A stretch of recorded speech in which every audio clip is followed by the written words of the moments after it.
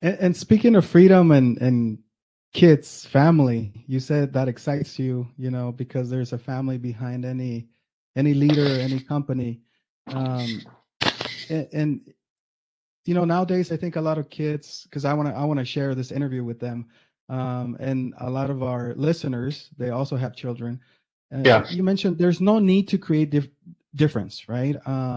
You are who you are. We just need to accept the difference we already have. I think that's a powerful message that you've mentioned. That, and is there something you can share for the audience and their children when they're listening to this interview that can impact their life in terms of freedom? And well, that's a huge thing. What you said is, my book's called The Freak Factor, and I'm sitting here wearing a crazy pink shirt that's got pickles on it, because that's actually where I used to teach, is this little place called Mount Olive College in Mount Olive, North Carolina, and they're the second largest pickle company in the United States. Who's excited about pickles? But so I wear all this pink. My book's called The Freak Factor, and then people think, oh, you want me to turn my kids into weirdos? Nope. Your kids are already weirdos, and you're spending your life trying to make them normal because you think that's good and better. You're already a weirdo, but you're trying to spend your life being good and normal. So like I was speaking to these people who are compliance officers at banks, and I'm like, I'm not telling you to be weird or to be weird like me. I'm not telling you to wear pink and become a speaker. I'm telling you, you already are weird, and you're spending your life either wishing you weren't weird or trying not to be as weird as you are. If you're a bank compliance officer, you're a weirdo. That's not a normal job, right? That's not a normal mindset that you're going to go in and look at people's processes and see, audit them. And that's a different kind of person, right? And that's okay. And that's what I'm trying to show people. So you don't have to become a freak. That's a great point. You already are. And so my message to parents, and especially my message to kids, is have that confidence. But a kid can't have that confidence if every day their parent is saying, don't dress like that, don't act like that. As parents, oftentimes we're more concerned about what society thinks of our kids than what our kids think of themselves.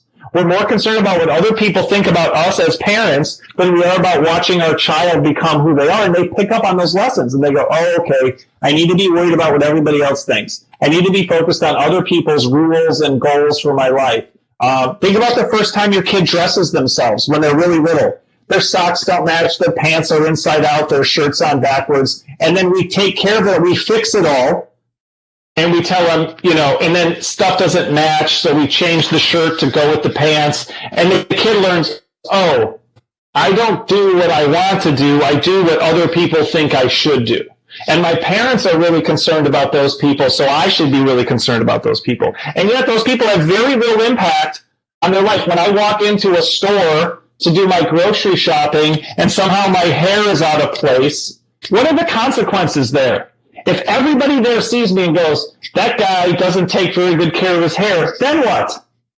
Those people don't pay my bills. Those people don't live at my house. I don't need 99.9% of, more than that, 99.9% of the 9999% of the world has no impact on your life or your future, and yet we give them way too much control over it. And so starting at a young age, giving our kids permission to be themselves. I tell my kids, when my kids say algebra is never going to help me in real life, I think it's stupid. I go, you're right, it won't. I took calculus. It never helped me, and I certainly don't need algebra. And now you can just have your phone tell you the answer to it, and so it really doesn't matter. And unless you want to go into advanced math, you won't need that. Geography class is stupid, and I won't need to use this. You're right.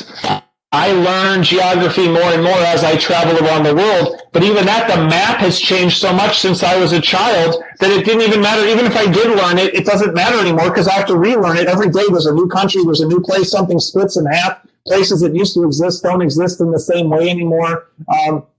And so, giving your kid permission, oh, this teacher doesn't like me. What my parents would say is, then you're doing something wrong. The teacher's right, you're wrong, fix it, find a way to be the kind of person they want you to be. What I tell my kids is, everybody's different, you're not going to get along with everybody. Some teachers just aren't going to be your style, and they're not going to get you, don't worry about it. Right? Now, my kid's walking around punching people in the face, but even that sounds outrageous, right? So let's practice, right? Let's practice. You've read the book, right? And you understand the idea. So let's say your kid is walking around punching people in the face. the obvious instinct is to say, stop that. What's a different way based on what we've said? It might seem outrageous, but what's a way to focus on the upside with that and give your kid permission to be themselves?